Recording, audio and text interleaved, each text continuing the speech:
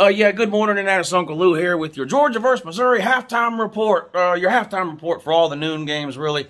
Georgia's up big, 26-3 over Mizzou at halftime. Missouri got out to a 3-0 lead in this game. The offense didn't play great first couple of possessions or whatever it was, but we blocked a punt for a safety, got the ball back, went down and scored, and it's been kind of downhill for Mizzou since then. Georgia's up 26-3. Stetson Bennett not playing good, in my opinion. 3 of the longest pass plays we've had were terrible throws, and 3 of the best catches I've seen Georgia receivers make all year. Or one was a running back, James, McIntosh. Anyway, but look, JT Daniels is 100% healthy. This is just Stetson Bennett's team, so no amount of me complaining, whining, or crying about it's going to change anything. So I'm pretty much done talking about the quarterback situation. It just is what it is. Kirby Smart has made a decision. Almost every other quarterback decision he's ever made in history has been the wrong one.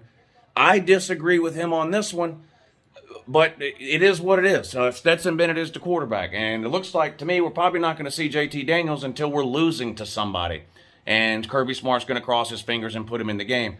This whole play the player that gives us the best chance to win thing, the best quarterback gives you the best chance to win, and that's JT Daniels. But he ought to change that. Instead of telling everybody, I'm going to play the QB that gives us the best chance to win, he should change it. I'm going to play the QB that gives us the best chance to win, but barely.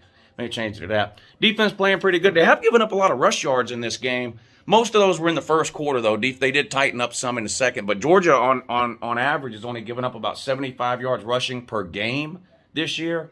And they've already given up 75 yards rushing to Mizzou. But it kept them out of the end zone like they normally do, held them to just the 1 field goal. So, overall, it looks pretty good. Georgia will put it in cruise control in the second half. I mean, the game is over.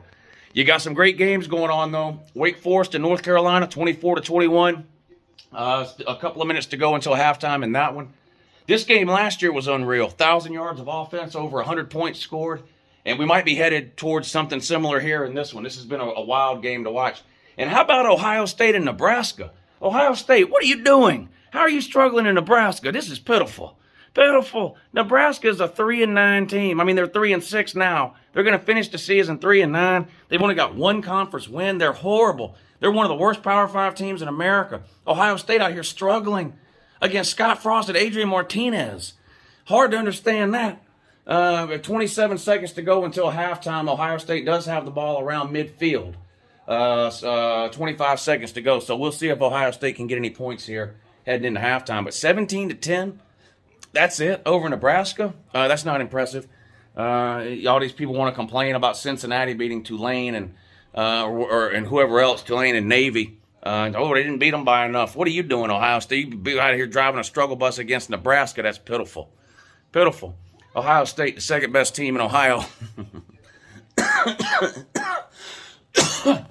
Speaking of struggling, this is hard to understand here. Georgia Tech and Miami tied at 14. Why does this happen to me all the time? Miami was terrible in the first half of the season. They started to look a little better the last couple of weeks with that Van Dyke guy at QB. They beat Pitt on the road last week. Right on cue, like an idiot, I start pumping up Miami. Oh, man, Miami actually looks pretty good. They could go on a nice little run here to end the season. They're going to handle Georgia Tech, no problem. Miami's a 10-point favorite. I bet the game. I freaking bet Miami minus 10. Nope, 14-14, tied with the Nerds. So Miami is allergic to success. I actually mentioned that on the College Game Day morning show this morning about that being my only concern. Miami just keeps doing this, right? Things start to go well for Miami, and it's like they're allergic to any type of success. They're constantly kicking them own selves in the ass. I don't get it. How you tied with the Nerds? I don't know, but you are. Ole Miss up huge over Hugh Freeze, the Hugh Freeze Bowl, right? He used to coach at Ole Miss, got fired for buying players and prostitutes. Now he's at a Christian school, Liberty. Makes perfect sense to me. And Ole Miss is all over them, 24-0 in that one. Minnesota losing 14-0 to Illinois, though? Now that's embarrassing. Minnesota, they tell us, is the 20th best team. Okay, well, Illinois is pushing it in on you right now. Pitt up over Duke, 27-19. Nothing else much going on, really. Anyway, that's your halftime report. Georgia's a 38 to a 40-point favorite in this game, somewhere in that range. If Stetson Bennett plays the entire second half, no, we're not covering that. Stop. Of course we're not. We're not going to cover that if Stetson Bennett plays. You got to put JT Daniels in there if you want to score points and cover spreads like that. The last time JT Daniels played, he went he completed 90% of his passes. 90. Yes, the last time JT Daniels played, he completed 90% of his passes, and we were winning 35-0 at the end of the first quarter, and now he's gone. For all look, to me, JT Daniels, he might as well move in with Eric Gilbert. We're never going to see the guy. For whatever reason, Kirby Smart has made up his mind. It is what it is.